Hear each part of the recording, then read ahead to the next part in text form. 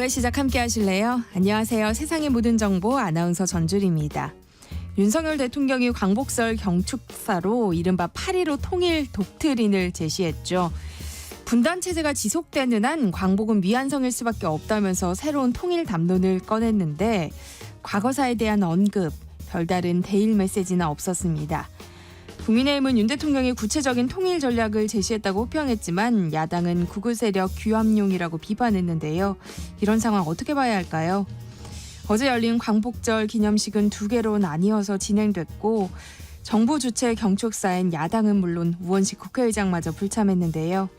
김영석 국립기념관장 임명으로 인한 파장은 어디까지 이어질지 잠시 뒤 여의도 인포메이션 코너에서 자세히 살펴보겠습니다. 내년부터 C형 간염이 국가건강검진 대상에 포함된다고 하는데요.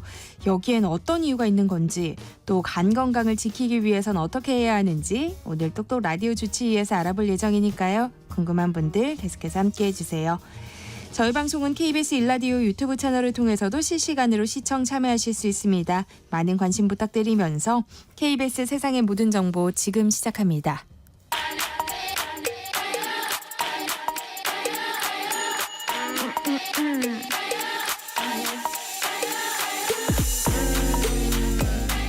혹시 뉴스 빠뜨리셨나요? 한낮에 전해진 소식들 꼼꼼히 정리해드리겠습니다. 오늘의 뉴스 조현정 시사평론가와 함께합니다. 안녕하세요. 네, 안녕하세요.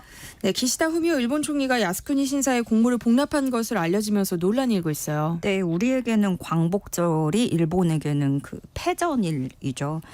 야스쿠니 신사는 잘 알고 계시다시피 그 A급 전범이 합사된 곳입니다. 일제가 일으킨 수많은 전쟁에서 숨진 무려 246만여 명을 추모하는 곳이고 특히나 그 군사 재판에 따라서 처형까지 된 도조 히데키 전 총리를 비롯해서 태평양 전쟁 A급 전쟁 범죄자도 14명이 합사돼 있는 곳입니다.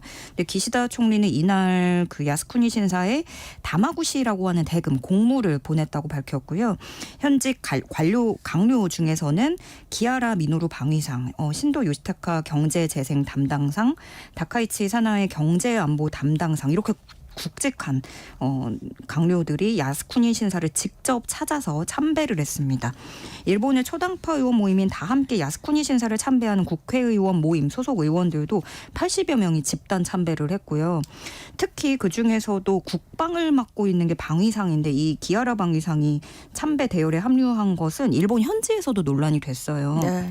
일본 기자들도 이 방위상이 직접 참배를 하는 일이 주변국들의 반발을 일으키진 않을지 또 한일 관계에 영향을 주진 않을지 이런 것들을 질문을 했거든요. 근데 기하라 방위상은 한국과는 계속 관계를 강화해갈 생각이다. 이렇게 대답을 했습니다. 또 개인적인 입장에서 참배한 것이고 정부 견해를 말할 사안은 아닌 것으로 인식한다. 이런 식으로 얘기를 했어요. 그리고 기시다 총리는 사실 우리로서는 전범국의 총리죠. 근데 이날 추도식에서도 일본의 그런 과거 아시아 국가에 대한 가해 사실이나 반성에 대한 언급은 전혀 하지 않았고요. 반면에 그 나루히토 일왕이 과거를 돌아보고 깊은 반성 위에 서서 다시 전쟁의 참화가 되지 않기를 간절히 바란다. 같은 날에 이렇게 얘기를 했습니다. 그 나루히토 일왕은 지난해 때도 반성을 언급했는데 기시다 총리와 극명히 대비되는 부분입니다. 네, 우리 정부는 외교부 대변인 명의의 논평을 내고 유감을 표했어요. 네, 정부는 일본의 과거 침략 전쟁을 미화하고 전쟁 범죄자를 합사한 야스쿠니 신사에 일본의 책임 있는 지도급 인사들이 또다시 공물료를 복납하거나 참배를 되풀이한 것에 깊은 실망과 유감을 표한다 이렇게 밝혔습니다. 그러면서 반성을 행동으로 보여줄 것을 촉구하고 이것은 미래지향적 한일 관계 발전의 중요한 토대임을 다시 한번 강조한다 이렇게 전했는데요. 안타깝게도 참 우리가 이날 그 광복절에 일본 언론들도 놀랐단 말이에요. 그 광복절 경축사에 일본의 그런 반성에 대한 언급은 빠져 있었던 날인데 이 일본은 이렇게 했다. 그래서 전범국과 이건 피해국이 뒤바뀐 건 아닌지 좀 이런 모습인데 이번에 외교부 논평에서도 조금 눈에 띄는 점이 있습니다. 이번에 이 대목이에요. 미래지향적 한일 관계 발전의 중요한 토대를 강조한다라는 대목이 추가된 부분이 눈에 띕니다. 네, 야당 국회의원들은 일본 사도강산에 항의 방문했는데요. 유네스코 세계유산 등재 과정에서 조선인 강제 동원 사실이 충분히 반영되지 않았다면서 강제 동원 노동자 명부 공개를 요구했어요. 네, 더불어민주당, 조국혁신당, 진보당 이렇게 해서 사도광산 진실소 대한민국 국회의원 방일단을 구성을 해서 일본으로 갔습니다. 사비로 간 거고요. 서울대 일본연구소 남기정 교수와 함께 방문을 했는데 방문 첫날에는 도쿄 산업유산 정보센터부터 찾았습니다. 여기서 사도광산 조선인 강제동원 노동자 명부를 공개하라 이렇게 쓴 손 팻말을 들어보이기도 했고요. 정혜경 의원은 그 전시장에는 군함도 일본인의 말을 통해서 조선인은 일본 국민이었다. 조선 사람들과 일본 국내 사람들의 차이가 어디 있느냐라는 내용이 전시돼 있었다 이렇게 지적을 하기도 했고요. 그 다음으로는 도쿄에 있는 참의원회관에 갔는데 기자 간담회를 열었습니다. 그 한국과 일본 정부가 군사 동맹을 위해서 강제 동원 역사를 지우고 있는 거 아니냐 이렇게 지적을 하기도 했고요. 또 일본의 산업화 근대화 유산은 사실 노동자의 땀으로 만들어졌는데 특히나 조선에서 강제 동원된 노동자들 없이는 이룰 수 없던 성과였고 그럼에도 불구하고 일본 정부는 이런 수많은 노동자들을 조선인들을 강제 동원한 것에 대해서 아직도 인정도 하지 않고 사과도 배상도 하지 않고 있다 이렇게 비판했습니다. 또 더 나아가서 한국 정부가 이 한미일 군사 동맹을 미국 중심으로 또 강화하기 위해서 애써 역사를 지우려고 하는 게 아니냐 이런 비판도 쏟아냈습니다. 네, 독도를 영토 분쟁 지역으로 표현해 최근 다시 발간된 군 정신교육 교재. 이번에는 독립 영웅들의 이름이 빠진 사실이 새롭게 알려지면서 논란이 일고 있어요. 네, 그 이전에 이 군 정신교육 교재가 문제가 됐던 거는 명백한 우리 땅인 독도를 영토 분쟁 지역이라고 표현을 우리 스스로 해서 큰 공분을 샀던 일이었죠. 그래서 국방부가 새롭게 수정하겠다고 했고 그렇게 다시 발간을 했습니다. 그런데 이번에는 독립운동가들의 이름이 빠진 거예요. 국군의 역사를 설명하는 대목인데 자연스럽게 독립군하고 광복군을 언급을 하는 곳입니다. 근데 여기서 이 주요 전투를 이끌었던 홍범도 장군, 김좌진 장군이 빠진 데다가 이게 그냥 없는 게 아니라 그 전까지는 명시가 돼 있던 이름이 이번에 빠진 거죠. 김구 선생도 빠졌고요. 5년 전 교재하고 비교를 해보면 이때 홍범도 장군에 대해서 어떻게 써 있냐면 일본군과 수십 차례 전투를 벌여서 친일파 세력을 응징하는 등 큰 활약을 했다. 이렇게 명시가 돼 있었고 또 박근혜 정부 시절에 만들어졌던 교재 때도 이 홍범도 장군이 대승을 거둔 사실을 써놨거든요. 또 마찬가지로 5년 전에 광복군 창설을 얘기할 때는 김구 선생이 주요한 역할을 했다 이렇게 언급을 했는데 이번에는 비슷한 대목에서 김구 선생의 이름이 사라진 겁니다. 국방부는 해명을 내놨는데요. 이름이 빠진 건 사실이지만 봉오동 전투, 청산리 전투 이런 광복군, 독립군이 국군의 정신적 토대임을 명확하게 기록했다 이렇게 설명을 했고요.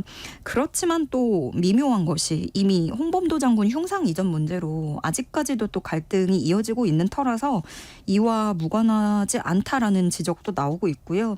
어쨌든 간 그 문제가 돼서 개정판을 내놨는데 또 이번에는 새로운 논란을 키우게 됐습니다. 네, 지금 국회에서는 의과대학 증원과 관련된 연석 청문회가 열리고 있어요. 네, 이번 청문회는 교육위하고 복지위에서 각각 소위원회 구성해서 함께 실시하는 연석 청문회입니다. 2025학년도 그 의대 정원 증원이 결정된 과정을 들여다보겠다라는 자리인 건데 증인은 이주호 사회부총리 겸 교육부 장관, 조규홍 복지부 장관, 장상윤 대통령 비서실 사회수석 등 5명이 참석을 했습니다. 이 청문회에서는 대학별 증원분을 결정한 그 배정심사위원회가 있는데 거기서 이 교육부 자료 제출 이 여부 그리고 어느 정도 꼼꼼하게 챙겼는지 이런 문제를 따져봤거든요. 그리고 그래서 야당 의원들은 이 배정위 구성 명단이나 회의록 등에 대해서 교육부 자료 제출이 굉장히 부실하다, 충실하지 않다라는 걸 지적하고 있는 거고 또 배정위가 자료 제출도 거부했다라고 질타를 했는데 여기서 그러니까 이 배정위 위원회 회의록이라는 거는 어떻게 대학별로 배분을 심사했고 이런 인원이 나온 건지 이걸 보겠다는 건데 교육부가 원본을 파기해서 지금은 갖고 있지 않다고 밝히면서 좀 파장이 일고 있습니다. 그때 지난번에 이제 국회에서 증인 명단을 여야 합의로 채택하면서 정부가 근거 어떻게 이렇게 인원을 짰는지 배분한 근거와 그 과정에 대한 자료를 내겠다는 조건을 이쪽이 걸었었거든요. 그렇지만 정작 이번에 회의록 원본이 존재하지 않아서 교육부는 그 회의 내용을 요약한 자료를 국회에 제출한 것으로 파악이 됐고, 이게 사실 투명하게 국민들도 좀 알아야 되는 부분이 있는데 이걸 좀 임의로 파기를 했다. 이 부분에서 이제 좀 앞으로 이제 농락이다라고 야당 의원들은 지적을 하고 있는 것이고, 좀 또 논란이 커질 수도 있을 것으로 보입니다. 네, 하반기 전공의 추가 모집이 오늘 마감되지만 이번에도 지원자가 거의 없을 것이라는 관측이 나오고 있죠. 네, 이게 올 가을부터 이제 수련 들어갈 전공의들을 추가 모집하는 건데 1년차 레지던트 접수는 이미 그저께 마감을 했고요. 레지던트 2, 3, 4년차 또 인턴 접수를 하는 건데 오늘 오후 5시에 마감이 됩니다. 근데 이미 전공의 모집은 사실 원래 다 끝났었죠. 근데 당시에 지원율이 너무 저조해서 그때 1.4% 100명가량밖에 안 됐기 때문에 정부가 이제 검토를 하고 추가 모집을 강행을 한 건데 의료계 안팎에서는 사실 추가 모집이 이게 소용이 있겠느냐, 없을 것이다라고 내다보고 있어요. 왜냐하면 지난번에도 그때 이미 정식 모집 때 지원을 안 했는데 추가 모집이라고 해서 갑자기 또 마음이 바뀌거나 판세가 바뀌는 일은 좀 희박해 보이고요. 또 추가적으로는 병원에 이제 돌아간 전공의들에 대해서 신상털기라든가 이런 좌표 찍기 이런 것들이 지원율을 더 떨어뜨리는 원인이라고 보는 분석도 있습니다. 지금 광복절에도 그 의대생 학부모들까지도 대규모 집회를 한 상황이기 때문에 좀 그 조직 내부에서의 그런 분위기가 있고, 여러 가지로 지금 코로나 다시 대유행한다고 하는데 의료 공백이 굉장히 우려되는 상황이고요. 어쨌든 이 수련 병원들은 연장 모집, 추가 모집은 이게 무의미하다라고 보고 있습니다. 그래서 크게 줄어든 진료, 수술 건수에 맞춰서 병원을 이제 좀 적응시켜 나갈 방안, 또 전공의 공백을 메꿀 인력 충원 방안을 고심을 하고 있다고 하는데, 복지부는 일단 모집 상황 지켜본 후에 추가 대책을 검토할 수 있을 것이라고 밝혔습니다.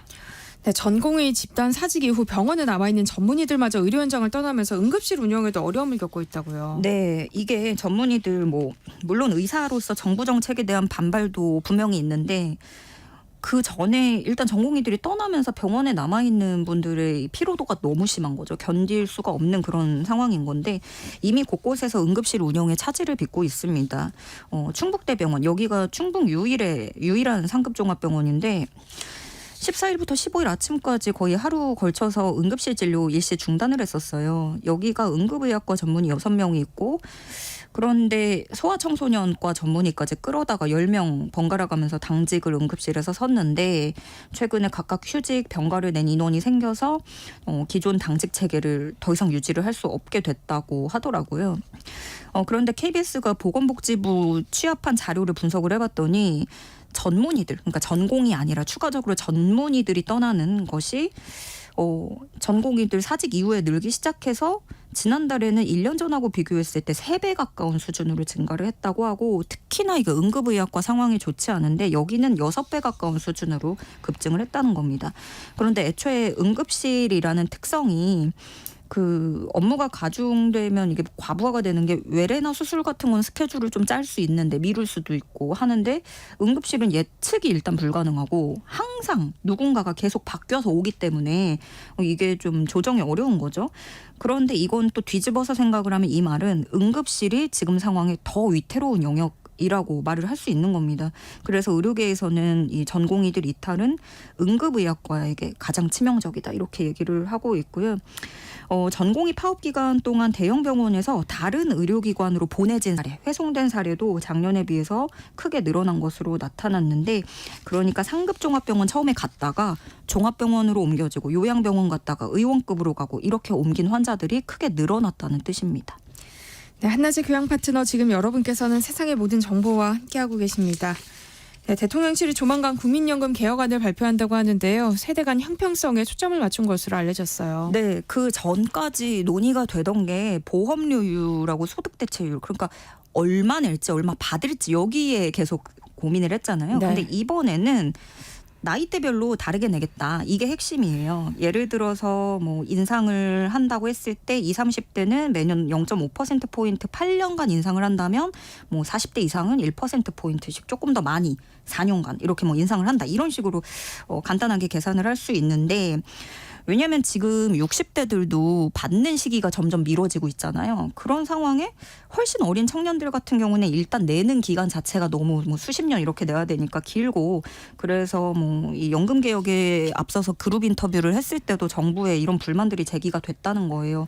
뭐 기성세대들은 조금만 내고 많이 받는 거 아니냐, 우리 너무 길게 낸다 이런다는 건데, 그러면은 이런 부분들을 부담을 완화해주겠다라는 취지가 들어간 거고, 보험료율은 앞서서 국회가 합의했던 13% 수준이 유력할 것으로 점쳐지고요. 또 대통령실은 자동 안정화 장치라는 걸 검토를 하는데, 이게 뭐냐면 매년 국민연금 기금 상황을 평가를 하는데 그 수시로 좀 변화를 주는 그런 거예요. 이렇게 뭐 10년에 한 번, 20년에 한 번 대대적인 논의를 하는 게 아니라 항상 이게 좀 수시로 변화를 유연하게 가져갈 수는 있는 거죠. 그래서 한국보다 좀 이런 문제 먼저 맞닥뜨린 일본이 대표적이고, 독일, 핀란드 이런 주요 국가들도 먼저 도입을 했습니다.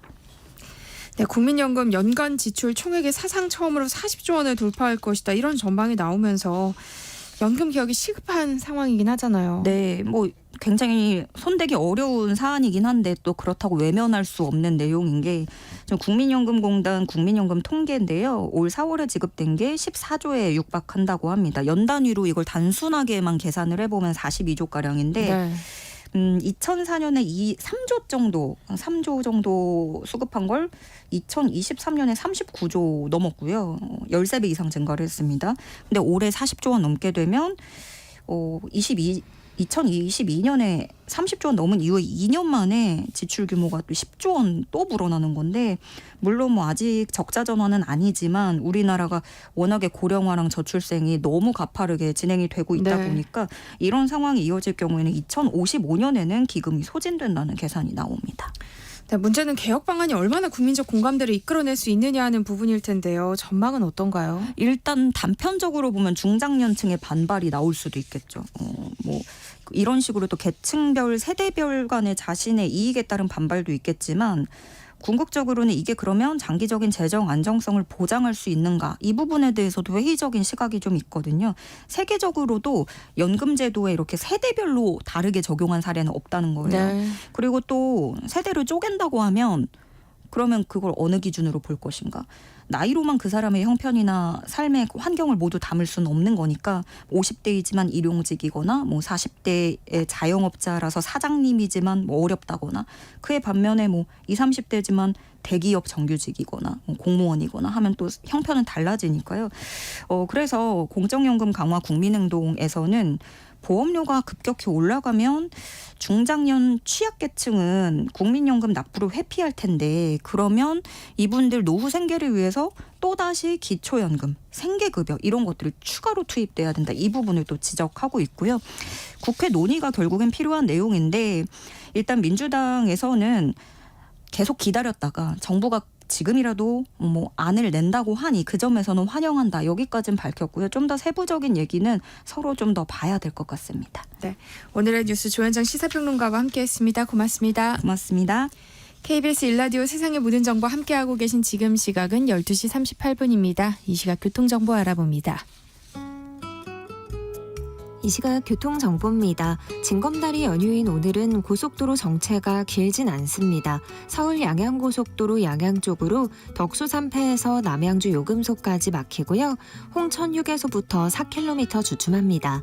영동고속도로 강릉 쪽으론 반월터널에서 둔대분기점까지 밀리고요. 더 가서 용인부터 양지터널까지 정체입니다. 경부고속도로 부산 방향은 잠원에서 서초까지 밀리고요. 이후로 수월하다가 충청권에서는 목천에서 천안 휴게소까지 주춤하고요. 서해안고속도로 목포 쪽으로 팔곡 분기점에서 용담터널까지, 또 서평택에서 서해대교까지 정체입니다. 서울 시내에서는 강변북로 구리 방향 가양대교에서 반포대교까지 막히고요. 올림픽대로 하남 쪽으로 방화대교 부근 3, 4차로에 고장난 차가 서 있습니다. KBS 교통정보센터에서 유하영입니다. 세상의 모든 정보는 청취자분들의 관심과 참여를 기다립니다. 방송 들으시면서 궁금한 점이 있거나 의견 공유하고 싶은 분들 계시면 문자 보내주세요. 추첨을 통해 모바일 쿠폰 보내드리겠습니다. 참여하실 번호는 샵 9730이고요. 짧은 문자 50원, 긴 문자 100원의 이용료가 부과됩니다. 콩 게시판을 통해서는 무료로 참여하실 수 있고요. KBS 1라디오 유튜브 채널을 통해서도 실시간으로 시청 참여하실 수 있습니다.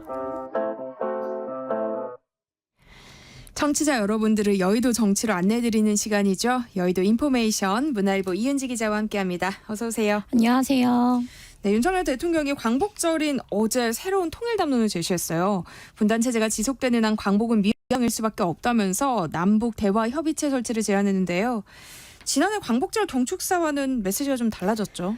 네, 맞습니다. 이른바 8.15 통일 독트린을 발표했는데요. 이번 광복절 행사가 국회의장과 야당, 독립유공자 단체 없이 반쪽으로 치러진 상황을 고려해서 강경한 메시지보다는 남북 대화와 통일에 방점을 둔 온건적인 메시지를 띄운 것으로 보입니다.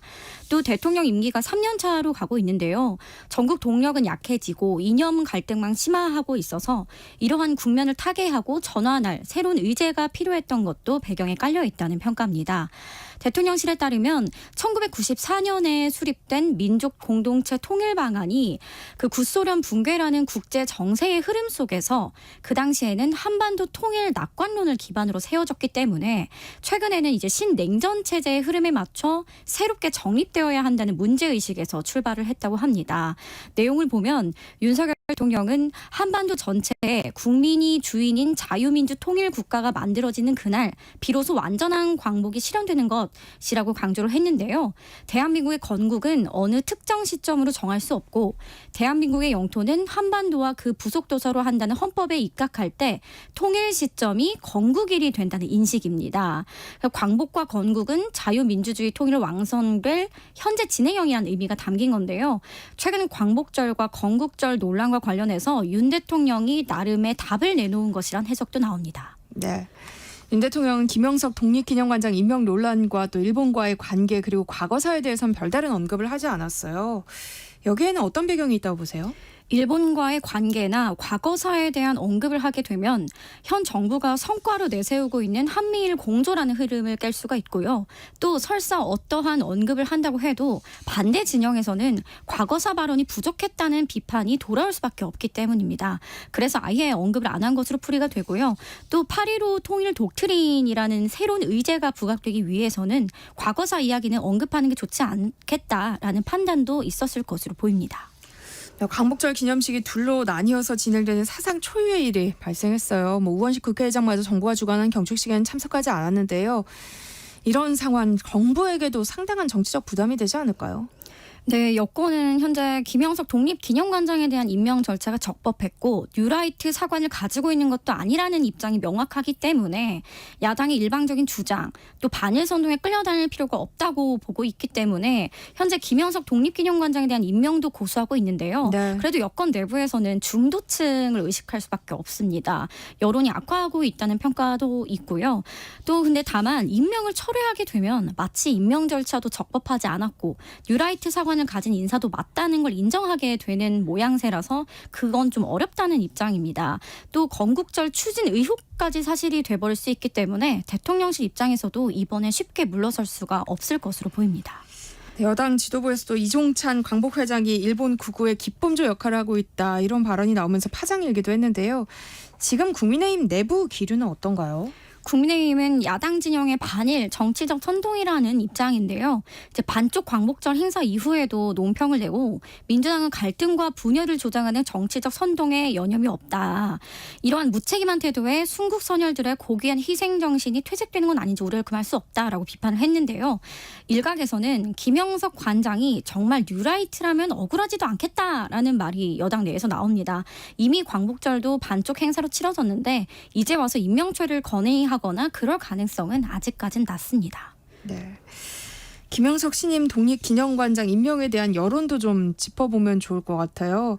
또 이번 논란이 대통령 지지율에는 또 어떤 영향을 미치게 될지도 궁금하고요. 여론도 둘로 나뉘었는데요. 민주당 지지층은 윤석열 대통령이 뉴라이트 인사를 독립기념관장에 임명한 것은 순국선언에 대한 모독이다. 반발이 굉장히 큰 상황이고요.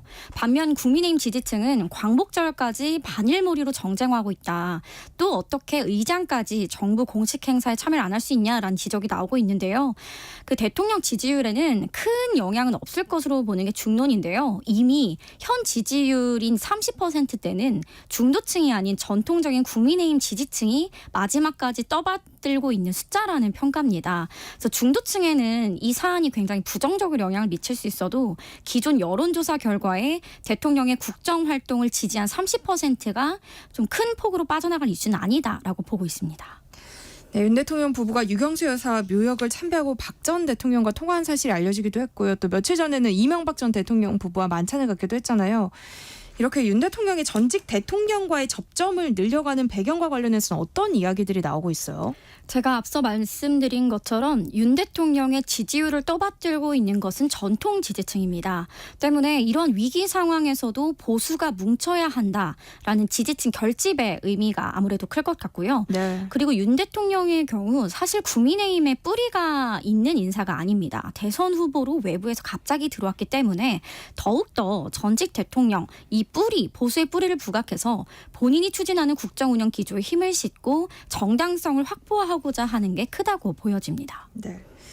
또 윤 대통령이 김경수 전 지사에 대한 복권을 단행한 이유가 궁금해요. 뭐 한동훈 대표를 비롯해서 당내 중진 의원들도 반대 입장을 밝히기도 했잖아요. 사면 복권은 대통령의 고유 권한이다라는 게 굉장히 명확한 입장이고요. 여당 내에서 반대가 있다고 해도 대통령이 결정을 할 수 있는 사안이라고 보는 겁니다. 통상적으로 법무부도 여야 모두의 사면 복권 관련 의견을 미리 묻는 절차가 있고요. 대통령도 여당의 의견을 사전에 들어 결정을 하게 됩니다. 근데 이 과정에서 여당 의견을 청취만 할 뿐이지 대통령의 고유 권한이라서 지금 공개적으로 여당 지도부가 어떤 입장을 밝히는 건 적절치 않다는 목소리도 당내에서 나옵니다. 네. 그래서 이제 한동훈 대표는 김 전 지사 복권이 확정된 이후에 더 이상 언급하진 않겠다 이런 입장을 밝혔어요. 그럼 여권의 내부 공방은 일단락된 걸로 봐야 할까요? 네, 이미 복권이 됐기 때문에 일단은 사안이 마무리된 것으로 보이는데요. 그 여당 일각에서는 다만 이런 이야기가 나오고 있습니다. 한 의원이 만약에 이번 사면으로 김경수 전 지사가 추후에 대선 후보라도 돼서 정권을 민주당에게 내어주게 되면 그 책임은 누가 질 거냐? 대통령이 질 것이냐라는 말이 나오고 있습니다. 그래서 이 논란이 다시 불이 붙는 시점은 김 전 지사가 이번 복권으로 차기 대권 구도에 전면 등판하거나 영향력을 행사할 때입니다. 그때는 여당 내 반대에도 김 전 지사를 복권시킨 것을 두고 그 윤 대통령에 대한 책임이라든지 여당 내 갈등이 다시 촉발될 것으로 보입니다. 네. 그래서 이쯤에서 민주당 내부 기류가 궁금해요. 김 전 지사 복권을 두고 어떤 기류가 좀 감지되고 있어요? 김 전 지사가 향후 야권 내 리더십 구도 또 차기 대권 판도까지 바꿀 수 있을 것이냐 아니면 그냥 불쏘시개에 그칠 것인가 하는 이른바 눈치 싸움이 벌써부터 시작이 됐습니다. 이재명 민주당 대표 후보 측에서는 처음에는 야권 분열을 위한 복권이다라는 비판 목소리를 내기도 했지만 복권 후에는 표정 관리에 들어간 상태입니다. 이 대표 후보 측에서는 대선을 앞두고 당내 다양한 주자들이 나오는 건 긍정적이다라는 발언을 이전부터 해왔는데요. 반면에 이번 총선 공천을 통해서 세가 급격하게 줄어든 친노무현계, 친문재인계에서는 김 전 지사를 구심점으로 재개할 기회를 구상할 수밖에 없습니다. 김 전 지사가 올해 12월 영국에서 귀국을 하면 광폭 행보를 할 것이란 관측이 있는데요. 그 김 전 지사 복귀 전까지는 잠잠한 이제 폭풍 전야가 될 것으로 보입니다. 네. 친명계에서 이재명 전 대표가 당대표로 당선될 경우 김경수 전 지사를 지명직 최고위원으로 임명할 수 있다 이런 이야기가 나오고 있어요. 현실화 가능성이 있는 거예요? 현재로서는 현실 가능성이 낮다고 보여집니다. 이 장경태 최고위원이 라디오에 나와서 한 발언인데요. 네. 취지가 이러한 게 아니고 그 정도로 이재명 당대표 후보가 포용할 수 있다 한 예를 든 것이지 실제 지명직 최고위원으로 임명을 하는 건 이재명 대표 체제에도 상당한 부담이 될 수밖에 없습니다. 그리고 이와 별개로 김 전 지사는 드루킹 댓글 조작 혐의로 실형을 살았기 때문에 민주당 내에서는 이게 정치를 하는데 굉장한 주홍 글씨다. 등용하기는 쉽지 않을 것이다 라는 관측도 나옵니다. 사실 김 전 지사를 중심으로 친노 친문계가 다시 재개를 꾀하겠지만요. 결국 김 전 지사를 지렛대 삼아서 다른 제3의 후보를 세우는 시나리오가 더 가능성이 높다라는 관측도 나옵니다. 이미 친문세가 많이 약화되기도 했고요. 댓글 조작으로 실형을 받은 사람이 대통령 후보가 된다는 것에 대해서 민주당 내에서도 역시 우려를 갖는 목소리가 있기 때문입니다. 다만 분명 어떤 식으로든 이재명 체제 내에서 매기 역할은 하게 될 것으로 보입니다. 네. 이번 주말 민주당 전당대회가 열릴 예정인데요. 당대표 선거는 이번 없이 이재명 후보의 승리가 예측되고 있지만 최고위원 선거는 혼전 양상을 보이고 있어요. 네, 지역별 투표를 거듭할수록 순위가 뒤바뀌고 있는데요. 이제 내일 서울 투표만 남겨둔 현재까지 최고위원 누적 득표율은 김민석 후보가 18.03%로 1위고요. 그 뒤로 정봉주, 김병주, 한준호, 이현주, 전현희 후보 순으로 이제 뒤따르고 있습니다. 이제 지역별 투표를 거듭하면서 원래는 5위와 6위를 달리던 김병주, 이현주 후보가 지난 10일 경기 지역에서 각각 2위와 5위를 기록했습니다. 그 누적 득표율에서 3위와 5위로 뛰어오른 건데요. 또 호남에서 1등을 하며 12.31%로 5위를 달리던 민영배 후보는 경기에서 낮은 득표를 받아 당선권 밖으로 밀려났습니다. 지난 14일에 국회 법사위 전체회의에서 전현희 후보가 김건희는 살인자라고 발언해 논란이 되고 있는데 네. 이 같은 막말이 나온 것도 본인이 지금 0.02%포인트 차로 6위권입니다. 당선권에서 밀려났기 때문에 이 전 후보가 지지층 결집을 노린 것이다라는 분석도 나옵니다. 네. 전봉주 최고위원 후보의 이른바 명팔의 발언이 상당한 파장을 일으키고 있어요. 이게 막판 변수가 될 수 있을까요? 네, 정 후보가 주변에 본인이 최고위원이 되면 이재명 대표 저격에 나서겠다는 발언을 많이 하고 다니는 것으로 알려졌습니다. 네.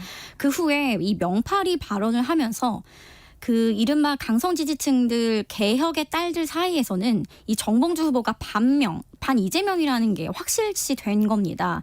그래서 강성 지지층들은 정 후보를 향해서 맹공에 나서고 있는데요. 사실 정 후보의 지지 기반은 서울입니다.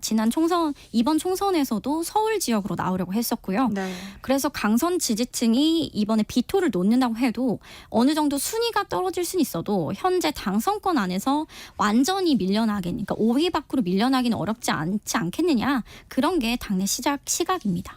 네.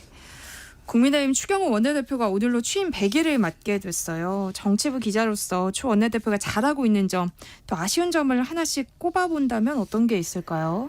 개인적인 생각이라기보다는 당내 의원들의 전반적인 평가를 말씀드리고 싶은데요. 네. 이게 동전의 양면인 것 같습니다. 추경호 원내대표는 갈등을 싫어하고 좀 관료 출신의 성격이 굉장히 두드러진데요. 어떤 갈등을 싫어하고 잘 조율하고 화합해 가려고 하는 스타일입니다. 그래서 이러한 부분은 장점인데요. 실제 박찬대 민주당 원내대표 그리고 우원식 국회의장과 술자리도 자주 가지면서 대화 노력을 굉장히 많이 했다고 알려져 있습니다.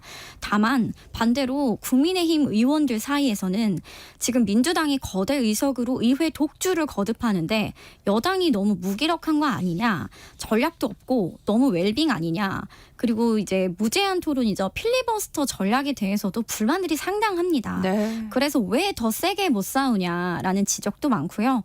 그래서 추 원내대표가 포용하고 포섭하는 여당 대표로서 자질은 훌륭하지만 여소야대 국면에서 사실상 야당 역할을 해야 하는 현재로서는 아쉽다라는 평가가 나옵니다.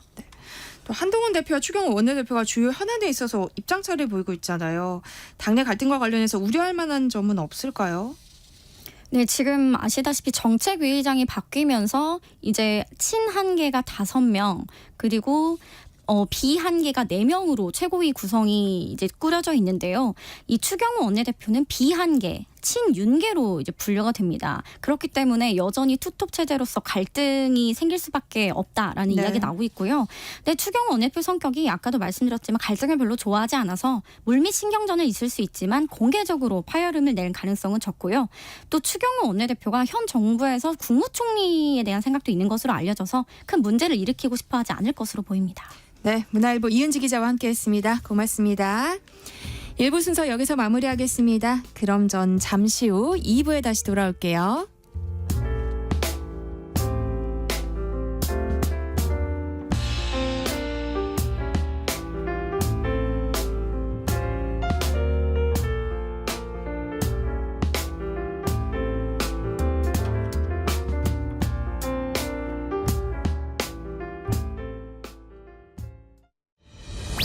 8월 22일 오후 2시 공습 대비 민방위 훈련을 실시합니다.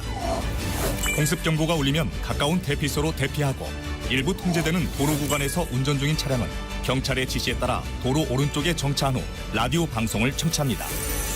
적극적인 참여가 당신과 가족을 지킵니다.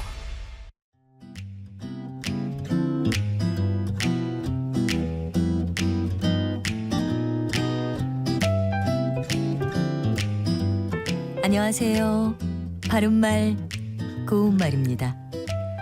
우리말에는 본말과 준말의 관계 있는 표현들이 많이 있습니다. 가지다와 같다도 그런 예 중에 하나인데요. 문제는 이것을 글자로 써놓은 것을 보면 잘못 표기한 것이 종종 눈에 띈다는 거죠. 예를 들어 상대방에게 꿈을 가지라는 뜻으로 말할 때 꿈을 가지세요와 가 밑에 지읒 받침을 쓰는 가지세요라는 두 가지 형태를 모두 볼 수 있는데요. 맞는 형태는 어느 것일까요? 먼저 본말과 준말의 관계에서 한 가지 주의할 게 있습니다. 이들 단어에 모음 어미가 연결될 때는 준말의 활용형은 인정하지 않는다는 점입니다. 다시 말씀드리면 준말인 같다의 음연이나 으세요 같이 모음으로 시작하는 어미가 연결될 때는 가지면 또는 가지세요로 활용하지 않는다는 겁니다. 이때는 본말인 가지다에 연결해서 가지면, 가지세요로 활용해야 합니다. 이와 비슷한 예로 머무르다, 머물다, 서투르다, 서툴다, 서두르다, 서둘다 같은 것이 있는데요. 이 경우에도 모음 어미가 연결될 때는 준말의 활용형을 인정하지 않습니다. 머무르다, 서투르다, 서두르다는 모두 르 불규칙 용언이기 때문에 모음 어미가 연결될 때는 머물러, 서툴러, 서둘러로 활용됩니다. 따라서 준말 형태의 어를 붙여서 만든 머물어, 서툴어, 서두러와 같은 형태는 모두 잘못된 활용형입니다. 바른말 고운말 아나운서 변희영이었습니다.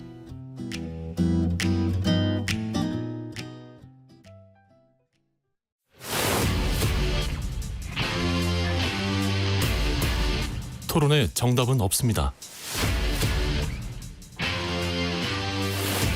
토론이 세상을 바꿀 수도 없습니다. 하지만 질문은 새로운 세상을 만들 수 있습니다. 질문으로 올바른 세상을 만드는 첫걸음. 평일 저녁 7시 20분 KBS 열린 토론.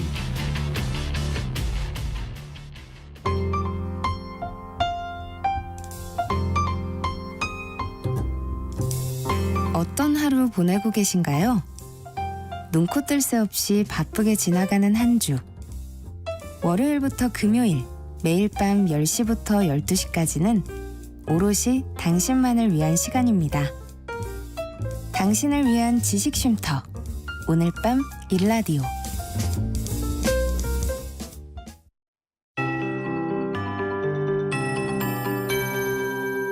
KBS 58분 날씨. 오늘도 무더위를 주의하셔야겠습니다. 현재 일부 동해안을 제외한 전국 대부분 지역에 폭염특보가 발효 중이고요.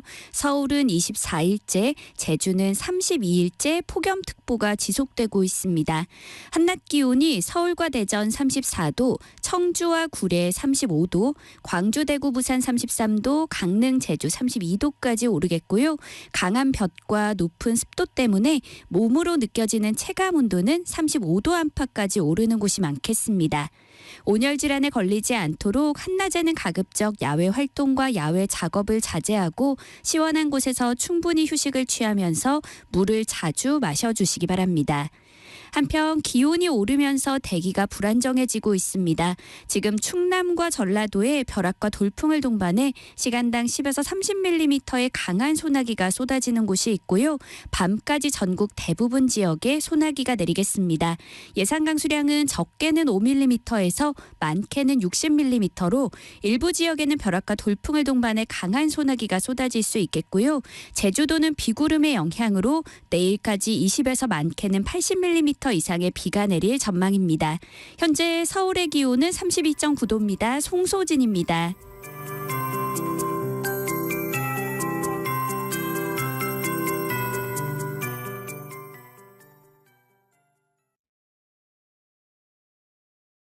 정성을 다하는 국민의 방송 KBS가 한시를 알려드립니다. AM 711kHz, FM 97.3MHz, KBS 1라디오입니다. HLKA.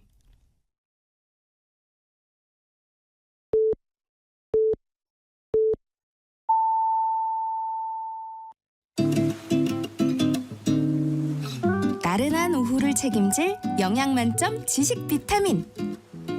세상의 모든 정보.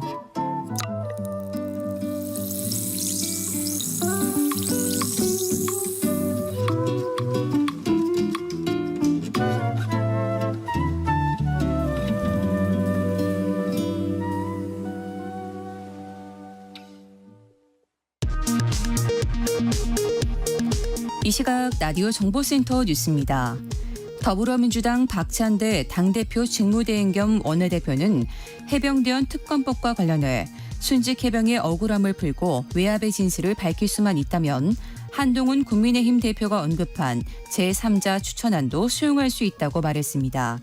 한편 국민의힘 한동훈 대표는 최근 드러난 소위 제보공작 의혹까지 수사 대상에 포함시키는 것이 필요하다는 등의 당 내외 의견을 반영해 필요한 절차를 진행하겠다고 밝혔습니다. 김용현 국방부 장관 후보자가 해병대원 순직 사건 수사 외압 연루 의혹과 관련해 정치 선동에 불과하다고 일축했습니다. 국회 인사청문회 과정에서 최대 쟁점이 될 것으로 보입니다. 문재인 전 대통령의 사위였던 서모 씨의 항공사 특혜 채용 의혹을 수사 중인 검찰이 문 전 대통령 부부의 계좌를 조사 중인 것으로 알려졌습니다. 전주지검은 법원 영장에 기초해 최소한 범위에서 수사하고 있다고 설명했습니다. 정부가 오늘 발표한 최근 경제 동향에서 최근 우리 경제는 완만한 내수 회복 조짐을 보이며 경기 회복 흐름이 지속되는 모습이라고 진단했습니다. 다만 경기 회복 속도에 대해서는 기대감을 다소 완화했습니다. 지금까지 라디오 정보센터 뉴스 정원나였습니다.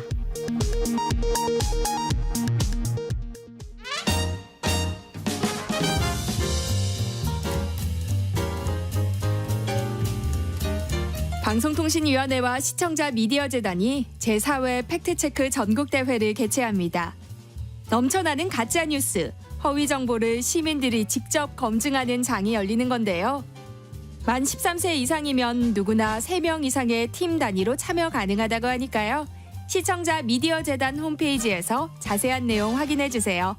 대상팀에겐 방송통신위원회 위원장상과 100만 원의 상금, 그리고 총 15개 팀에게 700만 원의 상금이 수여될 예정이고요. 접수 마감은 8월 30일입니다. 저희 세상의 모든 정보 청취자 여러분들도 많은 관심 부탁드립니다.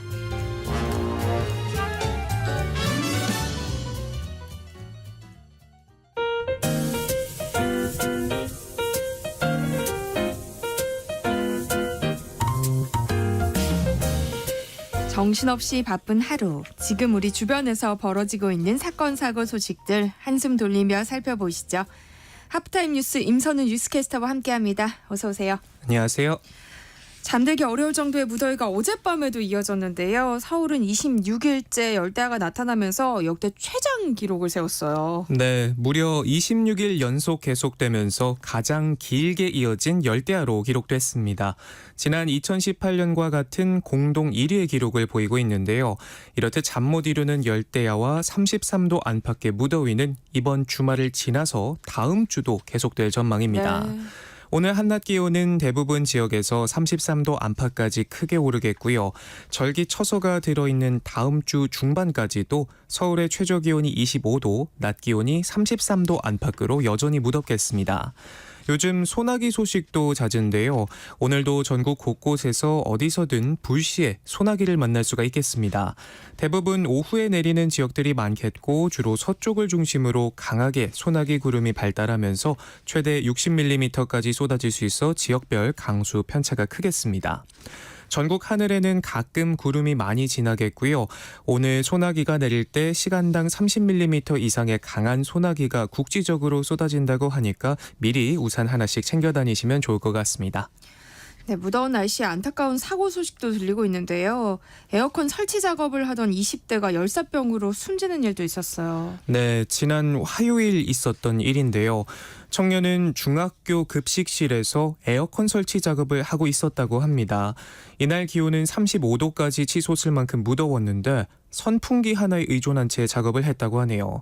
한참 일하던 청년은 어지러움을 호소하다 결국 급히 병원으로 옮겨졌는데 몸이 얼마나 뜨거웠는지 체온 측정마저 안 됐다고 합니다. 네. 심폐소생술과 응급처치를 했지만 결국 3시간 만에 숨을 거뒀습니다. 이 청년 에어컨 설치 아르바이트를 시작한 지 겨우 이틀째였다고 하는데요. 몸이 힘들어도 버틸 수 있을 거라 생각했는데 오산이었습니다. 올해 들어 22명째 온열 질환 사망자인데요. 기록적인 더위에 전체 온열 질환자 수는 지난해 같은 기간보다 300명 가까이 늘었습니다. 폭염은 나이와 장소를 가리지 않는다는 거 잊지 마시고 무더위 건강관리 유념하셔야겠습니다. 네, 폭염이 계속되면서 지자체들도 여러 대책을 내놓고 있는데요. 그런데 이마저도 재정 상황에 따라서 편차가 크다고요. 네, 횡단보도 등에 설치된 그늘막은 시민들이 잠시나마 더위를 피할 수 있는 고마운 존재죠. 그런데 지자체의 정책 관심도나 재정 상황에 따라서 기초지자체 기준으로 최대 130배까지 개수가 차이나는 것으로 파악됐습니다. 광역지자체 기준으로는 서울 3천여 개, 경기 12,000여 개, 인천 2,000여 개 등 수도권에서 압도적으로 많았고요. 반면 부산과 광주, 대구, 울산 등은 대도시임에도 1,000개에서 수백 개 수준으로 상대적으로 적었습니다. 그늘막 등 폭염 저감 시설 설치가 별도의 기준 없이 지자체의 재량에 맡겨져 있기 때문인데요. 폭염은 이제 사회적 재난에 가까운 만큼 그늘막 등 폭염 저감 시설 문제에 공공 인프라 구축 차원으로 접근해야 한다라는 목소리가 나옵니다. 네, 더위를 피해서 휴가철 바닷가 찾는 분들도 많으실 텐데요. 올해도 어김없이 해수욕장 바가지 요금이 논란이에요. 네, 매년 지자체들이 단속에 나서지만 제재할 근거가 미흡한 탓에 여전히 갑질 횡포가 되풀이되고 있는데요. 울산 울주군 나사 해변을 찾은 피서객들은 8만 원에 달하는 평상 대여에 놀라 돌아서기 일쑤고요. 5천 개원은 해변 근방에 주차도 못하게 막아섭니다. 백사장에서 텐트를 친 피서객이 쫓겨나는 광경도 목격할 수 있는데요. 평상 손님의 시야를 가린다는 이유에서인데 이렇게 떼돈을 긁어모으면서도 이곳 어촌계가 백사장을 포함한 3개월치 공유수면 사용 대가로 울주군에 낸 사용료는 고작 160여만 원, 하루 13,000원 꼴입니다. 공유수면은 백사장을 포함한 바다나 하천 등과 같은 공용으로 사용되는 수면을 말하는데요. 특정인이 공유수면을 점용 또는 사용할 경우 지자체 허가를 받아야 합니다. 여름철 휴양 레저시설 운영이나 부두 방파제 설치 등을 제한해 공공복리를 증진하자라는 취지인데 문제는 이 같은 취지와 달리 공유수면 임대가 보신 것처럼 오히려 공공복리를 해치고 있다는 점입니다. 네. 최근 잇따른 바가지 요금으로 홍역을 치른 제주도가 대표적인데요. 제주도 내 12개 해수욕장은 모두 마을자치위원회가 공용수면 사용 허가를 받아 관리 운영하고 있습니다. 주민들은 6월 말에서 9월 초까지 2달 남짓한 기간 동안 총 12만 원에서 568만 원의 사용료를 내는 대신 파라솔과 평상, 튜브 등을 대여해 주거나 간이 응집점을 운영해 수익을 올리는데요. 샤워 요금 외에는 조례로 정한 금액도 없어 부르는 게 값입니다. 평상은 6만 원에서 12만 원, 파라솔은 2만 원에서 4만 원의 요금이 책정돼 있는데 하루에 6만 원짜리 평상 2개만 대여해도 남는 장사입니다. 비싼 값에 빌린 평상에서 배달 음식을 못 먹게 하는 등 평상 갑질 논란까지 불거지면서 일부 대여료를 낮추긴 했지만 여전히 폭리를 취하고 있는 셈이죠.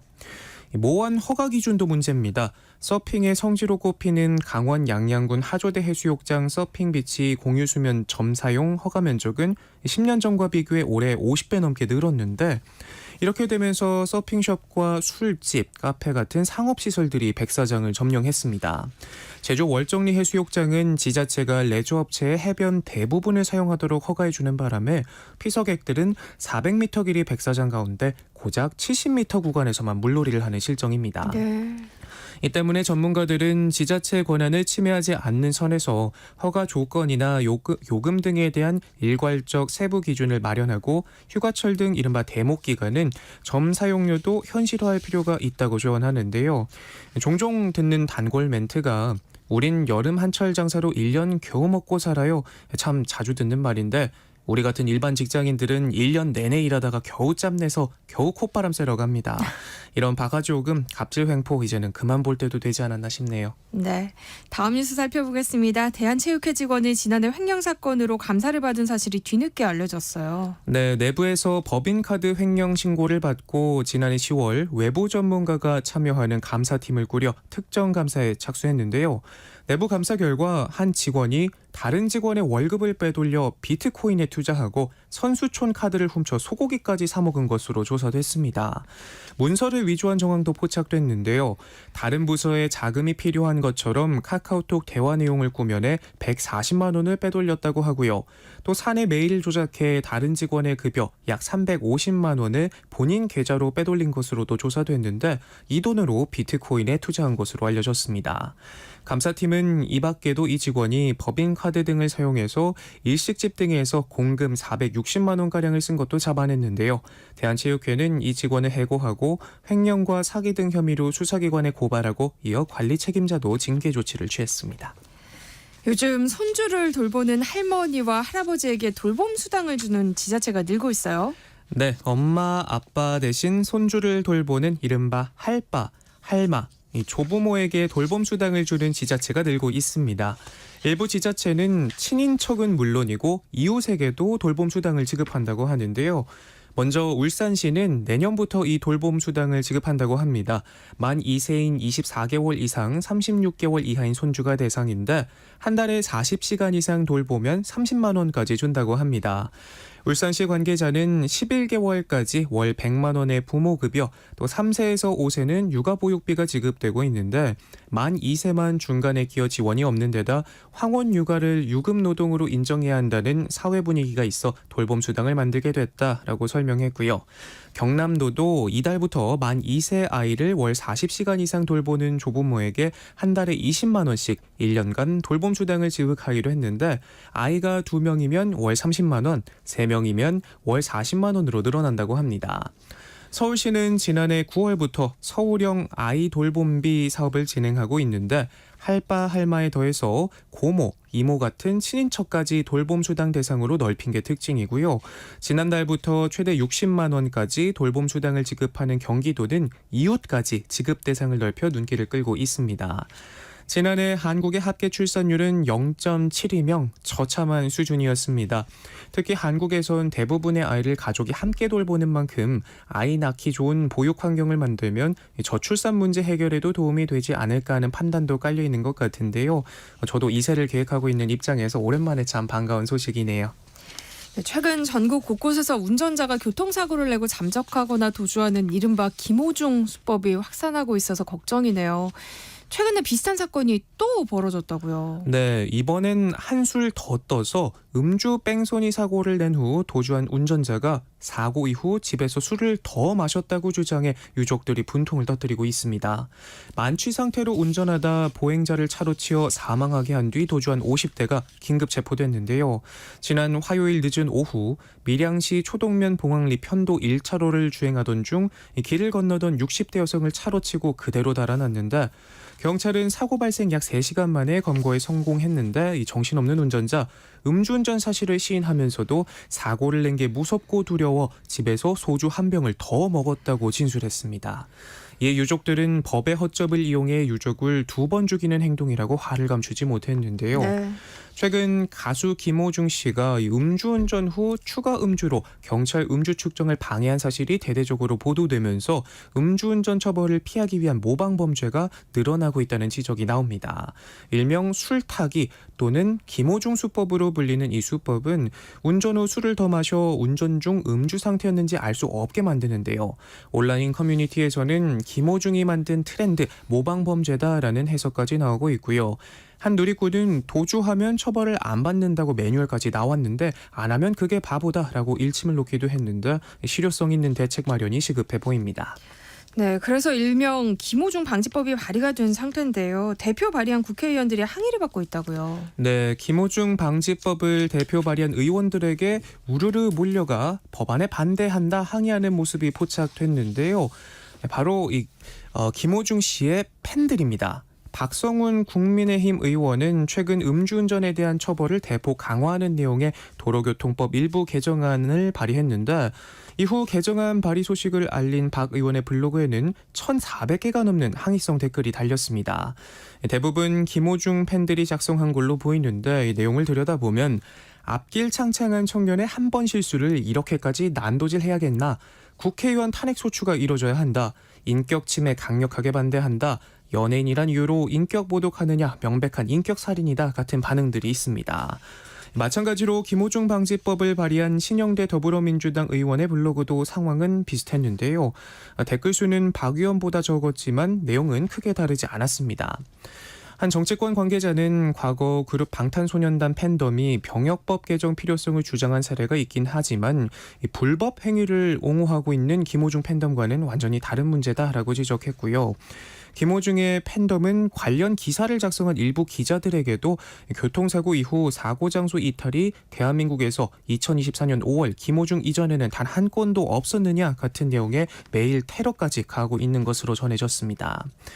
최근 여야가 강성정치 팬덤에 대한 경계심을 높이고 있는 상황에서 이런 김호중 팬덤의 모습에 기시감이 든다는 평가도 많이 보이는데요. 이재명 전 더불어민주당 대표의 강성 지지층이 김두관 당대표 후보를 향해 욕설 섞인 야유를 퍼붓는 것, 한동훈 국민의힘 대표의 강성 지지층이 정점식 전 정책위원장에게 악플 테러를 가한 것과 다르지 않다는 지적입니다. 네, 하프타임 뉴스 임선우 뉴스캐스터와 함께했습니다. 고맙습니다. 고맙습니다. 내일 점심 메뉴 추천. 귀로 듣는 푸짐한 지식 한 상 어떠세요? 세상의 모든 정보. 아나운서 전주리입니다. 건강에 관한 모든 궁금증을 풀어드리는 시간입니다. 똑똑 라디오 주치의 을제대학교 가정의학과 오한진 교수님과 함께합니다. 어서 오세요. 네, 안녕하셨어요. 네, C형 간염이 내년부터 국가 건강검진에 포함된다고요. 네, 그렇습니다. 자, C형 간염은 C형 간염 바이러스에 의해서 간에 염증이 생겼다가 간이 손상되는 질환을 말하죠. 이 정부는 7년간의 논의 끝에 내년부터 2025년부터 C형 간염을 국가 건강검진에 포함시키기로 했습니다. 이 검진은 56세가 되는 해에 단 한 번 받을 수 있는데요. 내년 검진 대상은 1969년생입니다.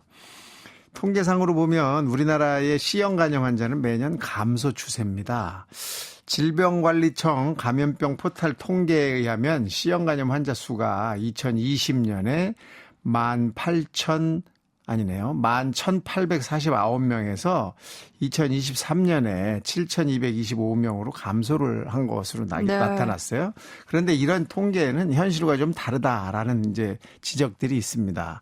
왜냐하면 이 C형 간염은 증상이 없는 경우가 대부분이에요. 그러다 보니까 실제 감염자 수에 비해서 검사하는 사람 숫자가 적고 따라서 자연스럽게 환자가 줄어든 것 같이 보일 수 있다는 거죠.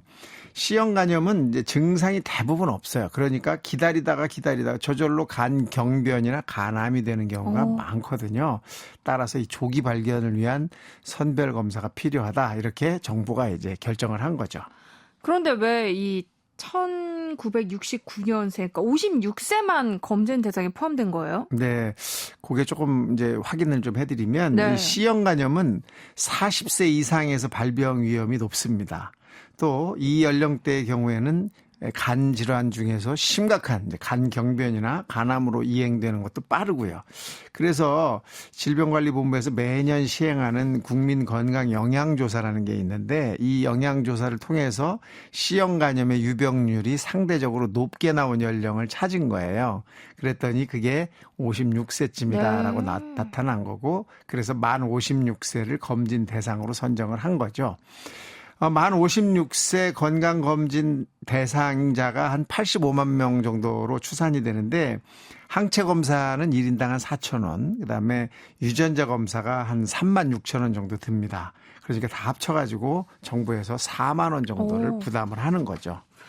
근데 C형 간염은 왜 어떻게 걸리게 되는 거예요? 근데 C형 간염은 혈액을 통해서만 감염이 됩니다. 그래서 수혈을 통해서 감염이 많이 예전에는 됐었죠.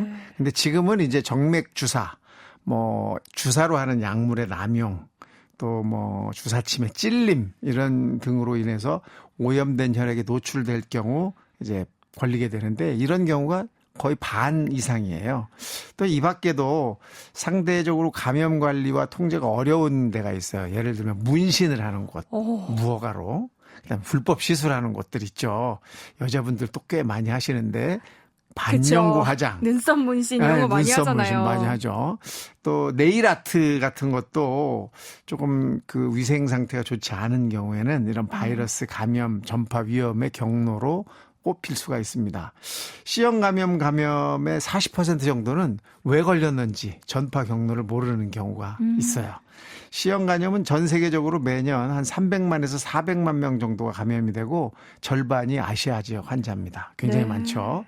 그래서 세계보건기구는 2030년까지 C형 감염 바이러스에 의한 신규 감염 발생률과 사망률을 80%, 65%로 감소시키고자 하고 또 진단율과 치료율도 90%와 80%로 증가시키겠다 이런 목표를 세웠습니다. 근데 아까 잠깐 얘기해 주셨지만 C형 감염에 걸려도 별다른 증상이 없다고 하셨잖아요. 네네. 그러면은 국가 건강검진에 포함되지 않는 연령은 어떻게 감염 가능성을 체크해봐야 해요? 사실 증상이 없기 때문에 가능성을 뭐 확인할 방법이 별로 없어요. 네. 그리고 증상도 없고 그다음에 증상이 이제 나타날 경우에는 아주 심각한 상태에 나타나거든요. 예를 들면 황달이라든지 복수가 찼다든지 이런 이제 간 경화 상태가 됐을 때나 증상이 나타나기 때문에 증상 나타난 다음에 보면 뭐 이미 지나간 거잖아요. 그러니까요. 그래서 조금 애매하긴 한데 그래도 참고할 체크리스트가 있습니다. C형 감염.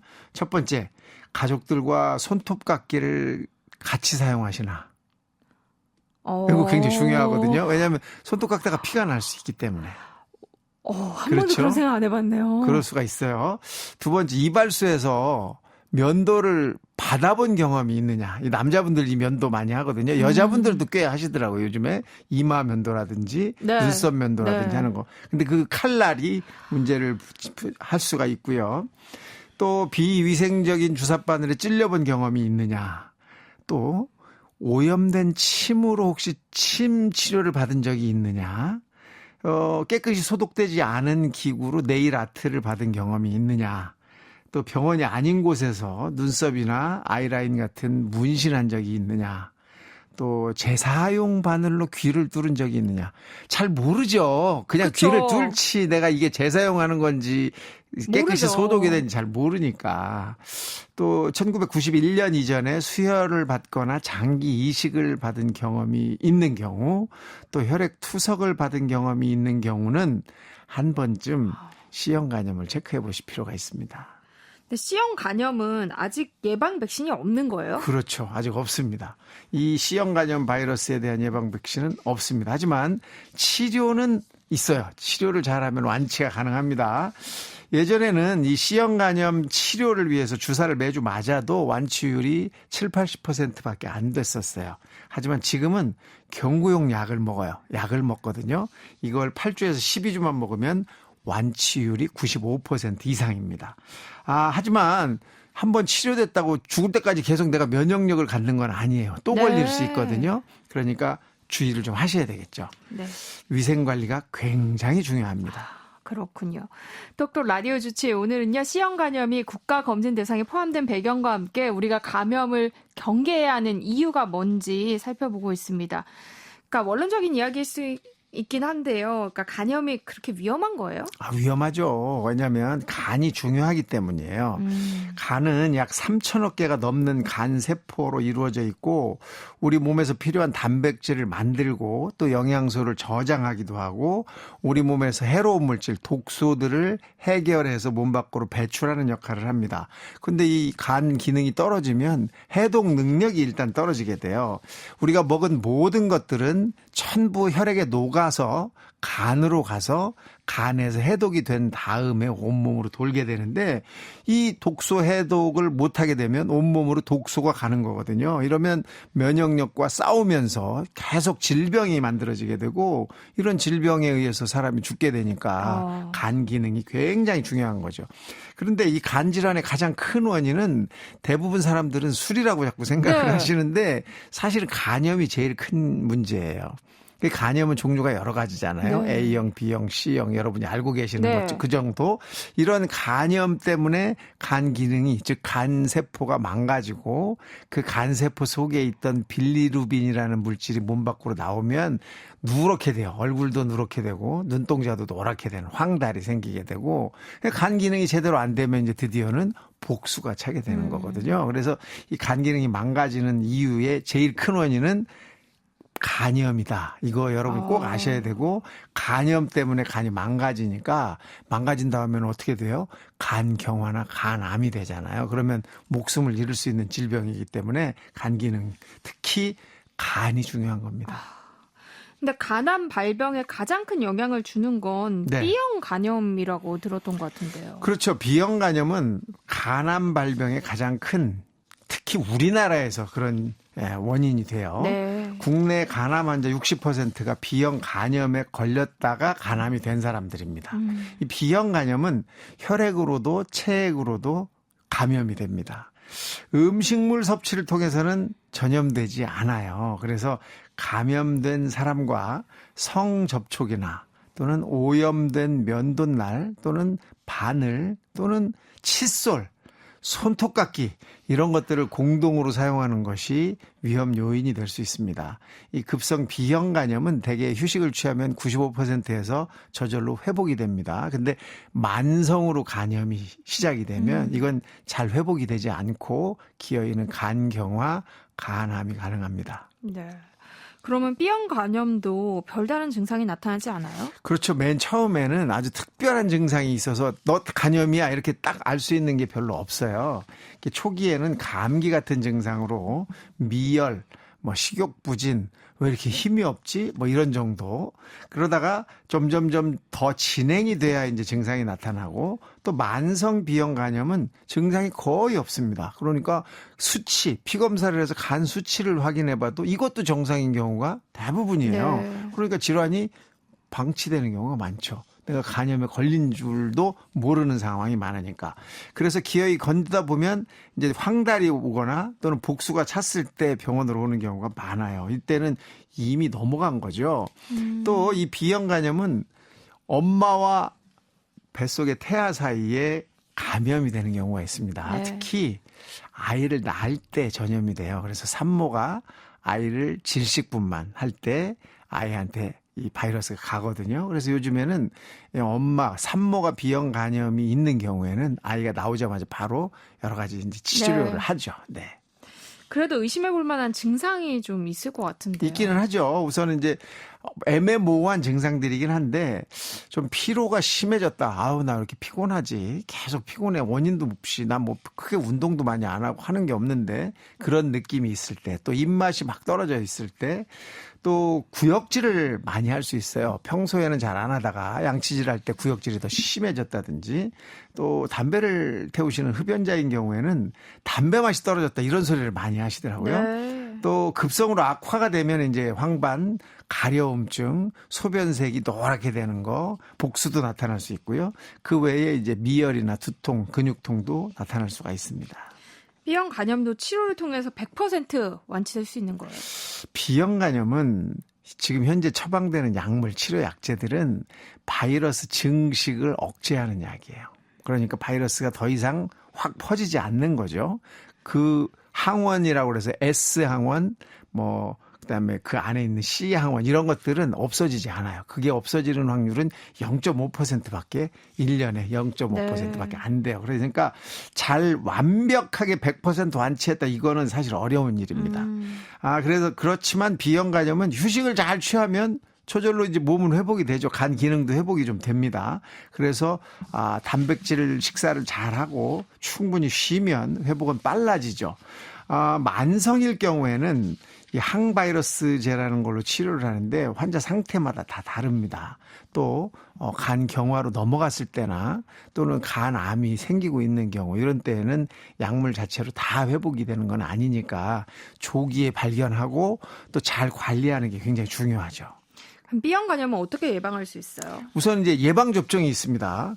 그래서 아마 맞으신 분들 많으실 거예요. 3번 접종하는 거 잘 아시죠? 0, 1, 5 이래가지고 6개월에 걸쳐서 이제 주사를 맞는데 이걸 맞으면 예방 접종을 하면 한 90% 이상 예방이 되는 것으로 되어 있어요. 네. 또 영유아도 이 필수 예방 접종 사업으로 우리나라에서 다 하고 있고 성인이 항체가 없을 경우에 맞도록 권유를 하고 있고 또 고위험군들이 있어요. 혈액을 자꾸 노출할 수밖에 없는 이런 분들 반드시 예방 접종을 해야 됩니다. 이 고위험군은 이 자주 수혈을 받는 사람들 또 투석 치료를 받는 사람들, 또 의료 종사자들, 집단 시설에 수용되어 있는 사람들이 바로 이 고위험군에 속하거든요. 이런 분들은 반드시 예방 접종을 해야 되고 만약에 혈액에 이렇게 노출이 됐다, 바늘에 찔렸다 이런 경우에는 그 외의 치료를 또 받게 됩니다.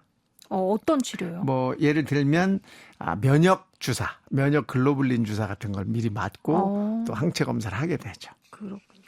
또 요즘처럼 무더운 여름철에는 A형 간염이 기승을 부린다면서요.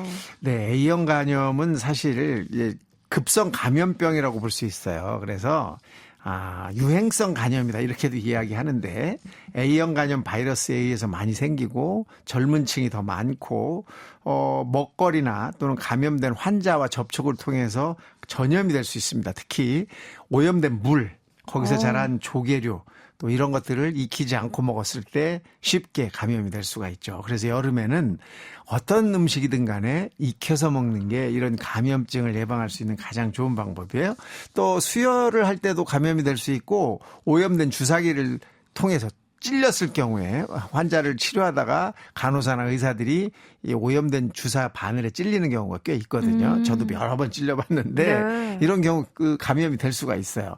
그래서 A형 간염은 이제 우리 몸에 들어오면 약 4주 정도 잠복기가 있다가 이제 증상이 슬슬 나타나기 시작해요. 거기다가 증상 발현 2주 전부터 이미 바이러스가 막 나오기 시작하거든요. 그래서 이런 바이러스가 다른 사람한테 전염이 가능하기 때문에 증상이 없더라도 만약에 감염이 된 것 같다 또는 감염을 확인했을 경우에는 다른 사람한테 전염시키지 않도록 굉장히 주의를 하셔야죠.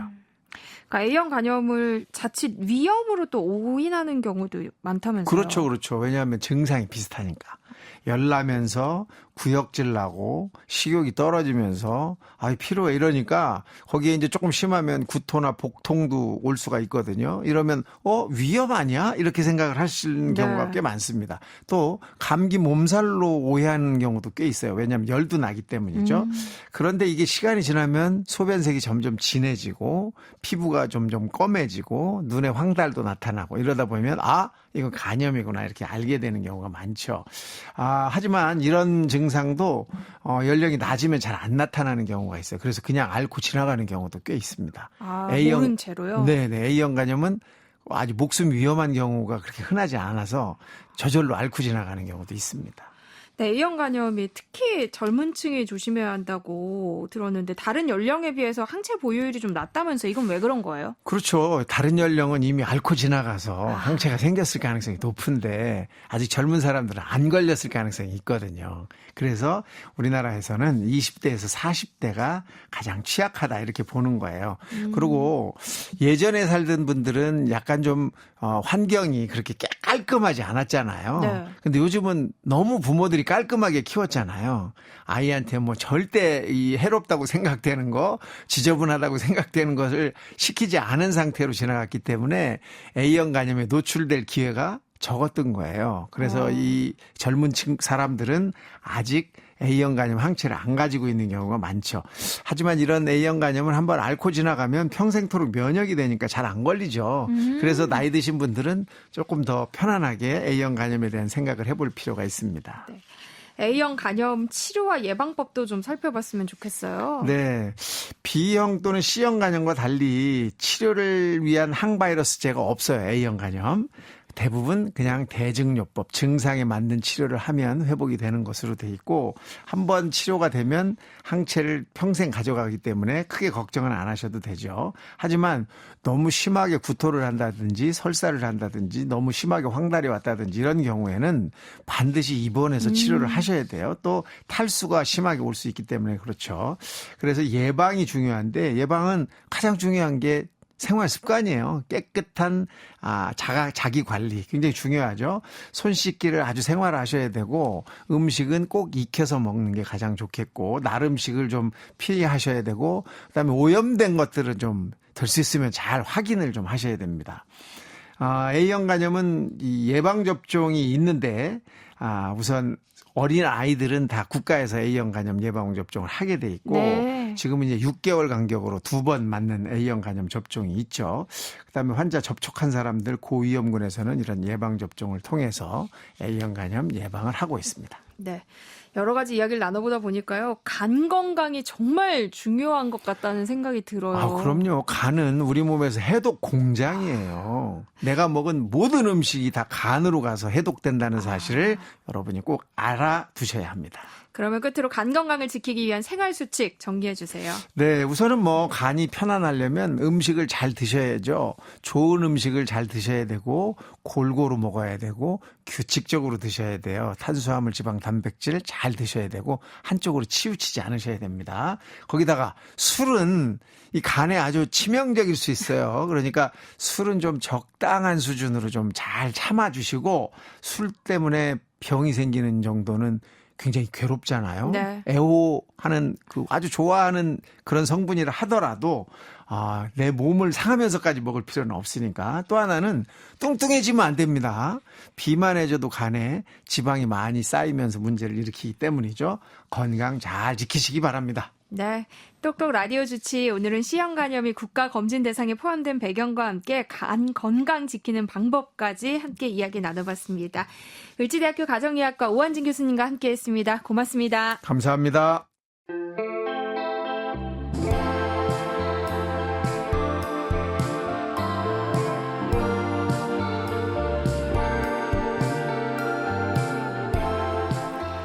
유난히 시간이 더디게 흘러가는 금요일 오후 지루함을 설렘으로 바꿔줄 노래만 담아봤습니다. 김윤아의 오늘이고 김윤아 음악평론가와 함께합니다. 어서 오세요. 안녕하세요.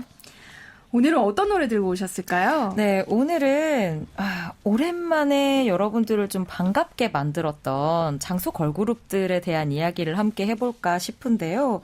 2년 전쯤이었을 거예요. 2022년 여름에 그 15주년을 맞이한 두 걸그룹이 많은 K-팝 그리고 한국 대중음악 좋아하시는 분들을 반갑게 했었습니다. 바로 소녀시대와 카라였거든요. 네. 기억하실지 모르겠는데 각자 이제 Forever One 그리고 When I Move라는 곡으로 15주년을 기념하면서 음악 방송도 하면서 팬들에게 추억도 좀 되살리고 같이 건재함을 과시했던 시간이 있었어요.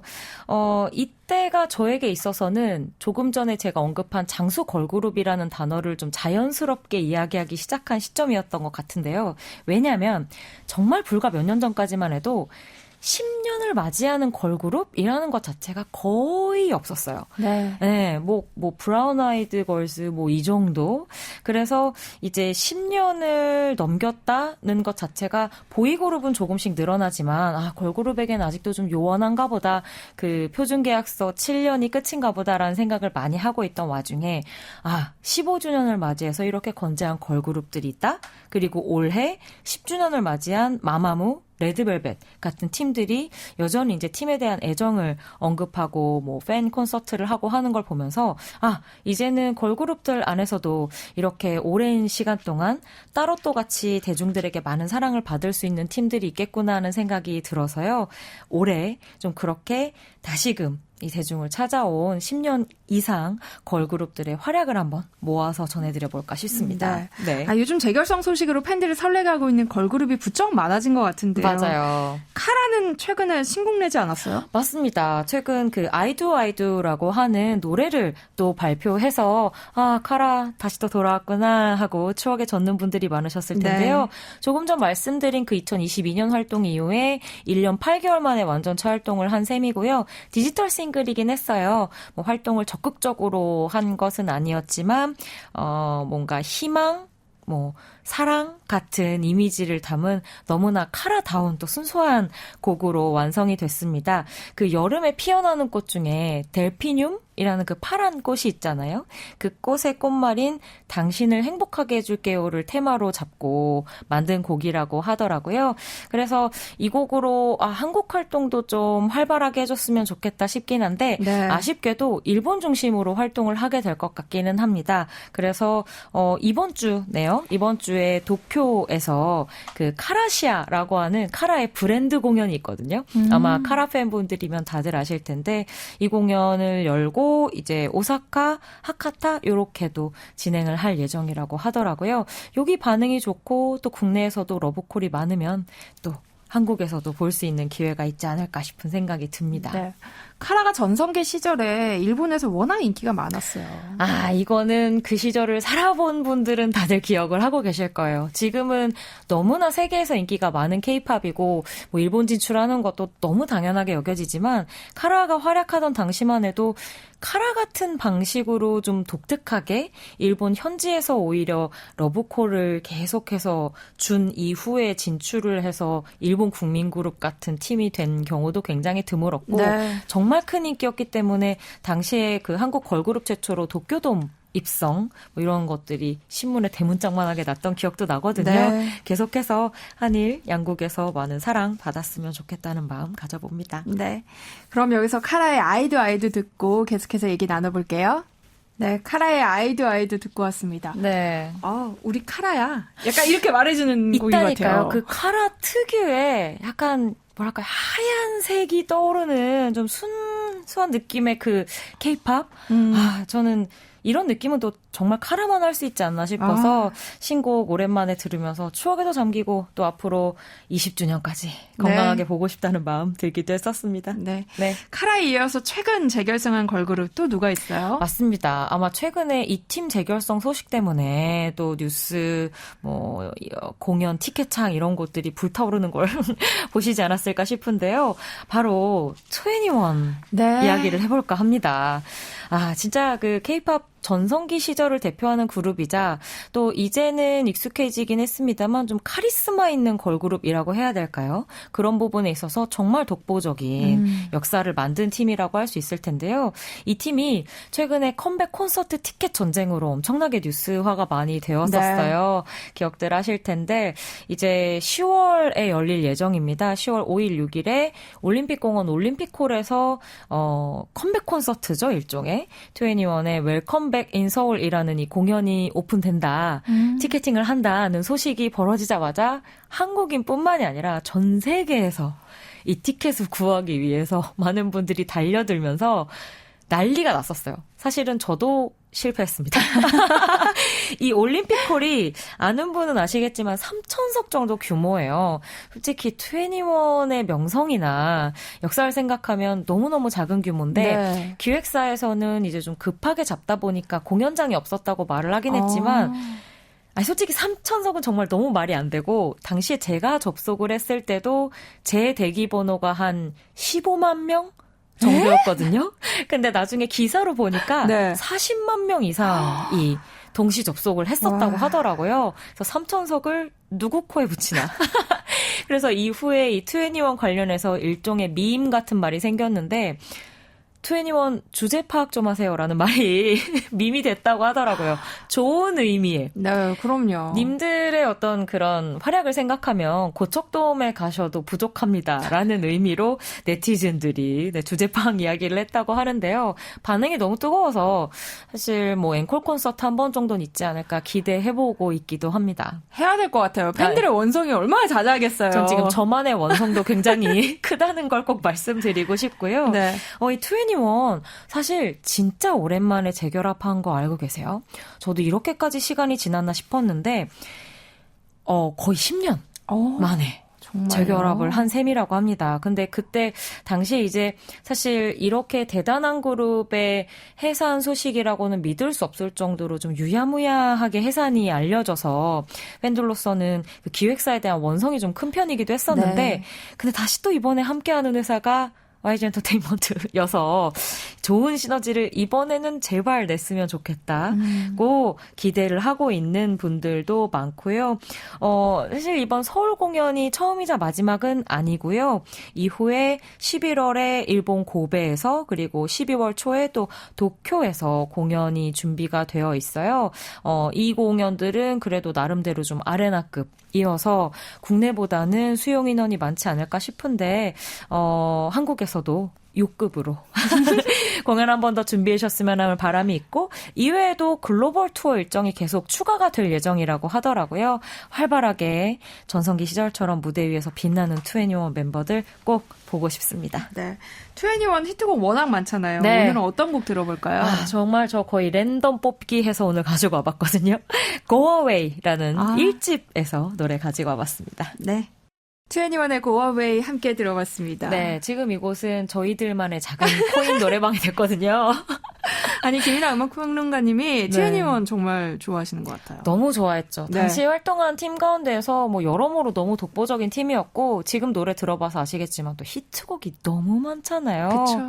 공연장 가서 같이 한마음이 돼서 떼창 한번 하면 진짜 스트레스 확 풀릴 것 같아서 한 번만 더 공연해 주시기를 한 기대하고 번만 더 있겠습니다. 좀 김이나 음악평론가님께 클릭의 기회를 네. 주시기를 부탁드리겠습니다. 네. 재결성을 알린 걸그룹 가운데서 한 팀만 더 얘기를 해볼까요? 네, 최근에 이제 2NE1은 공연으로 이렇게 붐업을 좀 만들었다면 이 팀 같은 경우에는 오랜만에 TV 프로그램에서 완전체로 모습을 보이면서 추억을 자극한 팀이었어요. 이 팀도 벌써 10주년이구나 하면 갑자기 현기증이 날 것 같은 기분이 들기도 하는데요. 바로 8인조 걸그룹이죠. 러블리즈입니다. 이 팀도 10주년. 정말요? 장난 아니죠. 시간 왜 이렇게 빨리 갔어요? 한 5, 6년 된 것 같은데 네. 라고 생각하시는 분들이 많을 텐데요. 그 특유의 신비로우면서도 좀 사랑스러운 이미지가 있었어요. 활동할 때 매니아들이 많았던 팀이기도 했는데요. 그 멤버 가운데 미주 씨가 최근에 이제 뭐 유재석 씨나 이런 예능인들과 함께 방송 활동을 많이 하면서 오히려 그룹 때보다도 좀 활발한 네. 모습을 보여주고 있거든요. 이 미주 씨의 연으로 러블리즈가 놀면 뭐하니라고 하는 이 프로그램을 통해서 완전체 무대를 정말 오랜만에 선보였습니다. 3년 만에 재결합이었다고 하더라고요. 네. 그 놀면 뭐하니 같은 경우에는 원래도 이제 예전부터 음악과 관련되어 있는 콘텐츠들로 대신에 좀 재미있는 분위기를 많이 만들었었던 프로그램이었는데 이번에는 러블리즈를 다시 재소환해서 뭐 안녕, 데스티니, 아추 같은 이 러블리즈 그 시절의 히트곡 메들리를 선보여서 많은 분들이 또 추억에 잠겼었죠. 그 프로그램 출연 이후에 러블리즈 무대를 계속 보고 싶다는 반응도 맞아요. 많던데요. 네. 혹시 얘기되고 있는 건 없어요? 뭐 적극적으로 얘기가 되고 있는 것 같진 않은데 우선은 데뷔 10주년을 맞이했기 때문에 멤버들도 같이 좀 으쌰으쌰하는 마음은 있는 것 네. 같고요. 또 한편으로는 그 해당 무대에서 원래 러블리즈의 음악을 담당한 게 윤상 씨잖아요. 그 데뷔 때부터 러블리즈의 아버지로 이제 이야기가 많이 됐었는데 영상 메시지를 보내면서 우리 또 한번 해야지 약간 이런 네. 메시지를 전하기도 하더라고요. 또 얼마 전에는 전 소속사 대표와의 같이 식사 자리를 하는 뭐 이런 기념사진 같은 사진을 공개하기도 하면서 조금씩 이 팬들에게 기대감을 심어주고 있기는 해요. 네, 아직 공지 같은 건 없어서 네, 다들 기대 차원 정도라고만 보시면 될 것 같습니다. 네. 저는 뭐 기다리고 있죠. 너무 기다리고 있습니다. 마지막으로 들어볼 거 어떤 곡일까요? 네, 러블리즈의 노래 가운데에서 아마 가장 많은 분들이 사랑하셨을 노래 아닐까 싶은데요. 특유의 사랑스러움이 몇 년이 지나도 색이 바라지가 않는 것 같아요. 아추, 사랑할 때 나오는 재채기. 그 곡 준비해봤습니다. 네. 러블리즈의 아추는 끝곡으로 들려드리고요. 김은아의 오늘 이 곡 여기서 마무리하겠습니다. 오늘 말씀 고맙습니다. 감사합니다. 세상의 모든 정보 여기서 마무리하겠습니다. 끝으로 러블리즈의 아추 함께 들으시고요. 저는 다음 주 월요일에 다시 찾아뵐게요. 행복한 오후 보내세요. 아나운서 전주리였습니다. 고맙습니다.